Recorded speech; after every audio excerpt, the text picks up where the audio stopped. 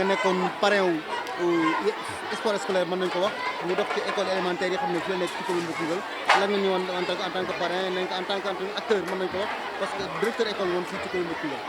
waaw Matar jërëjëf vraiment ñu ngi kontaan bu baax tey si teewaay fii si bis stade bi stade municipal bu Koungheul nekk fi parrain bisu finalu sport scolaire pour relance le sport scolaire. Je pense que d'abord comme ni nga ko waxee ñun à part avant tout d'abord directeur d'école lañ woon fii lañ nekkoon école 6 Koungheul ba yàlla def ñu jógee fii ab diir nekk actuellement ministère depuis boobu nag wax dëgg yàlla aussi si la ñu comité bi contacté bëggaloon ñu jaglelee bis bi mu nekk mbégte bu rëy su ñun mais dañ si remercier ki nga xam ne moo jiite inspection bi mooy l'inspecteur départemental muy IEF si initiative bi nga xam ne ni tey boo xoolee activités yi fi nekk yëpp ay doomu Koungheul ñoom la jaglee parrainage bi mu nekk loo xam ne lu rëy la te lu am solo la donc loolu ñu ngi ko si remercier bu baax a baax di ko woon aussi vraiment suñu disponibilité si accompagner ko si bépp fànn boo xamee soxla na ko si wàllu éducation parce que après tout ñun produit éducation lañ donc fii lañ nekkoon si lingatu si liggéey donc tey bu amee tey bis bu mel nii tey ñu jagleel ñu ko donc dañ siy kontaan lu ñu siy def nag mu néew mu bëri xeeb nañ ko xam ne aussi suñu yéene ëpp na loolu parce que tey aussi amuñ lu mooy école tey école boo leen suuxatee jàppale leen je pense que jàppale nga ñu bëree donc moo tax lu nekk loo xamee ni vraiment lu rëy la si ñun lu am solo la si ñun daal vraiment. En tant qu'acteur ban message moom pour les jeunes pour les enfants mais avant tout pour les parents parce que dañu gis ne maintenant dañu bëgg a aller étudier sport lan ngay wax ci ban message ngay délivrer pour les parents pour ñu gën a xam ne mbir mi sport am na solo mais képp amoo fu mu waaw xam nga sport pour parents yi comme li ñuy wax un esprit sain dans un corps sain je pense que loolu bu ko tubaab di wax nekkul loo xam ne lu gratuit la parce que simplement tey balaa ngay wér balaa ngay mën a am xel mu sell dëgg il faut sa wér-gu-yaram am solo wér moo waral aussi tey ñuy tàggat xale yi pour que ñu yëngatu si wàllu sport di inclure sport bi si wàllu sport si wàllu jàngale bi di ko allier muy nekk deux choses yoo xam ne ni qui peuvent aller de pair di wax ne xale yi nañ si gën a farlu nañ ko gën a respecté te bañ nañ ko ba may enseignants yi tey bu ñuy def seen examen pratique yi sport bokk na si discipline yi nga xam ne c'est des disciplines dominantes yoo xam ne dañ koy presté muy le PCME wala muy def athlétisme wala leneen ñu koy def mu wan ne seulement am na solo trop si njàng mi mu nekk loo xam ne dafa sooxe woon mais nag léegi quand même ñu ngi koy commencé changer te déjà initiative yi IEF jël tey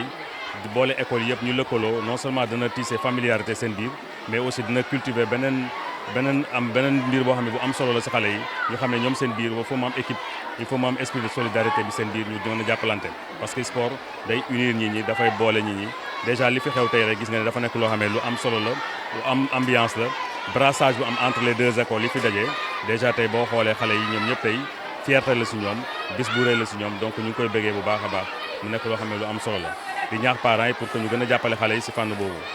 ñu gën a amal solo wàllu sport bi si wàllu école yi surtout.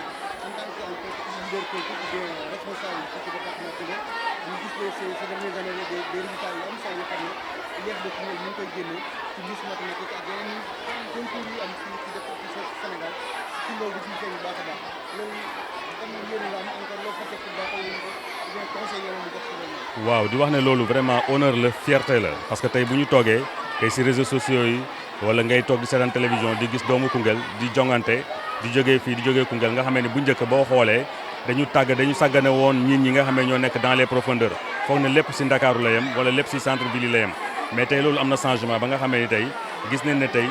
talent yi ñu ngi leen di jëlee si gox-goxaat yi di leen tàggat ñuy jom si kaw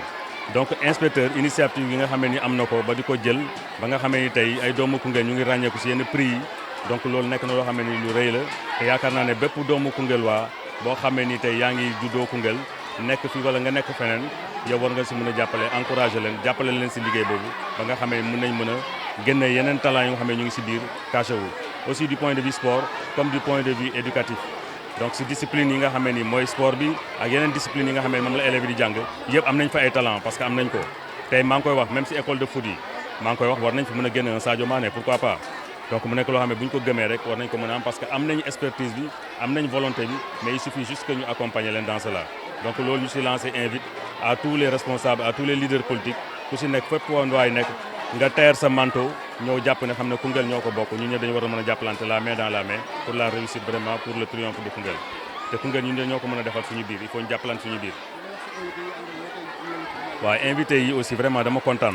parce que xam nga nit amul lu mooy bisam wax dëgg yàlla mu nekk loo xamee ni man suma bopp daf ma yéem franchement parce que dama ko jëloon à la légère mais depuis ce matin ñi ñaa ngi toog suma kër ñëw fa fees fa del yendu fa mu nekk loo xam ne vraiment considération si man donc dama leen di remercier rek bon di si remercier aussi vraiment ñëpp ñi nga xam ne nii samay proches collaborateurs lañ ñoom bon mënu ma citer ay tour mais mun naa citer quelques-uns mel ni Souleymane Tounkara vraiment bàyyi na yitteem de boobu ba léegi jàpp si ku mel ni Pape Mor Diop aussi vraiment mu nekk un proche collaborateur boo xam ne moom it vraiment dañ koy remercier bu baax ñoom Youssou Diop ñoom ñëpp vraiment ñoom ñëpp dañu bàyyi seen yitte ñoo jàppale si ma si bis bi donc mu nekk loo xam ne lu am solo la parce que nit amul lu mooy bisam bon madame aussi ça c'est une mention spéciale parce que vraiment comme on dit derrière un grand homme il y a toujours une grande dame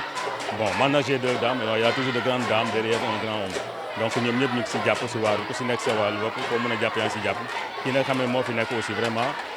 mention spéciale parce que depuis ce matin ba léegi mu ngi jàpp si liggéey bi di dalal gan yi di leen jox ñu lekk di leen jox ñu naan bon vraiment mu nekk lu accompagner may stade aussi vraiment je la remercie aussi vraiment. Scolaire au niveau du département de Koungheul IEF nag bëggoon na fi teew mais malheureusement dafa am benn tukki bu jàmp moo tax mu dem ñoo ngi d'abord remercier le parrain ci acte bi mu def mais bettuñu ndax ci kër gi la bokk enseignant la directeur d'école la donc mbir bi mbiram la keroog biñ ko waxee il n'a même pas hésité pour mu parrainer final bi donc loolu mbégte la ci ñun et que loolu day wane ni rek que jàngalekat yi ñu am fii ñu nekk fi ñu bañ fi nekk développement IEF bi moo leen soxal rawatina le développement du scolaire dans le département de Koungheul bi fi nekkee nekkoon na fi ak ñun nekkin bu rafet yor école téye ko téye bu rafet mu bokkoon ci directeur yi ñu gënoon jox satisfaction donc bu yàlla dogalee tey mu jóge fii mu nekk ci beneen station et que ñu jël bés bi tuddee ko mu am ci taxawaay bu rafet bii def ci lim ko war a def loolu véritablement mbégte la ci ñun. maintenant ban message nga bu ko délivré moom ñëwee les Koungheulais pour ñu mën a jàppale école. waaw message bi dañuy wax ni rek xale yi seen xale la sport bi bu développé fii au niveau de Koungheul ñoom lay développé wu ndaxte kenn réerewul mbir sport li mu def ci yaramu nit surtout ci xale ni mu koy développé donc ñoo ngi ñaan lancer appel ñun liñ mën a def rek IEF bi li mun def mooy créer cadre yi organiser defal ay comité fexe école yi ñu bokk waaye bu ñu demee ba ci cëppaandaw la maanaam bu ñu organiser ay final jaadu na wala laaj na doomu Koungheul yi def ci seen loxo donc appel bu ñuy lancé daal mooy ñoom ñëpp tàllal leen seen loxo mbir bi seen mbir la xale yi seen ay xale lañu sport bi sport Koungheul la ëllëg ak si biir bu fi ay talent jógee ñu réussir dëkk bi la ñuy réussir.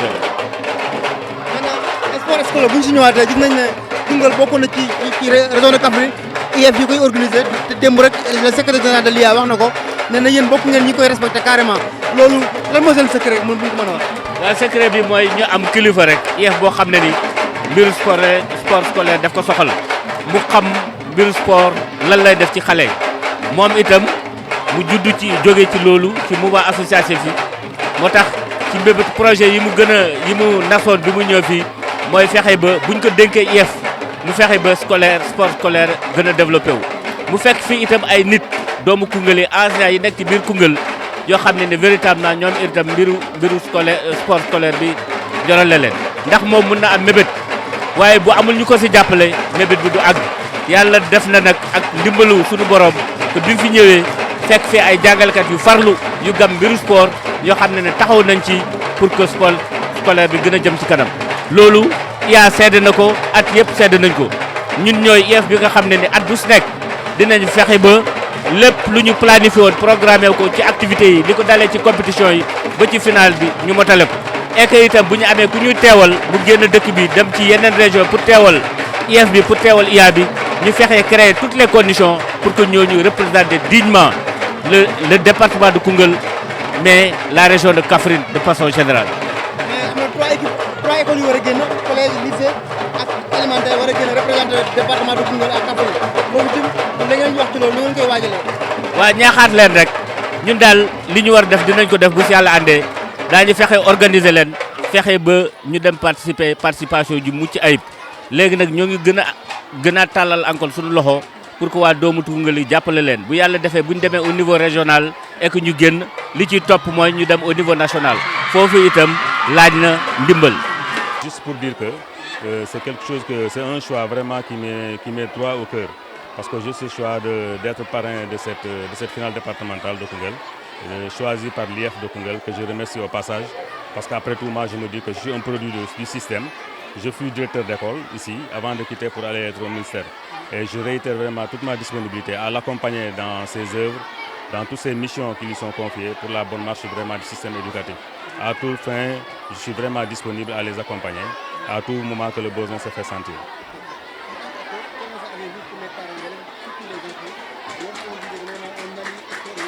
Voilà, comme je l'ai dit tantôt, il faut un esprit sain dans un corps sain, comme on le dit. Bon, pour que les enfants puissent être vraiment bien aiguillonnés, il faut qu'il ait quand même qu'il soit bien travaillé physiquement, qu'il soit bien portant. Donc c'est pour dire que d'où la nécessité vraiment du sport à l'école. Donc aujourd'hui, le sport fait partie des disciplines dominantes qui sont pratiquées surtout dans les examens professionnels par certains enseignants, à travers le PCME, à travers l'avertissement, pour dire qu'aujourd'hui, ces enfants-là, aujourd'hui, une fois qu'ils soient vraiment outillés et aiguillonnés, ces enfants pourraient vraiment être demain vraiment des produits très valables, des produits très solides, qui pourront contribuer au développement de leur localité.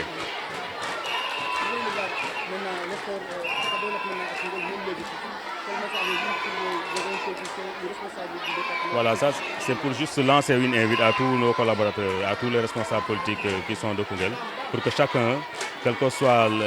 son manteau, quelle que soit sa station, quelle que soit son appartenance à un parti politique, que l'on puisse tout taire, s'unir la main dans la main pour dire que nous avons quelque chose de commun, c'est Koungheul. Et ce Koungheul que nous avons en commun, nous devons tous vraiment s'unir pour que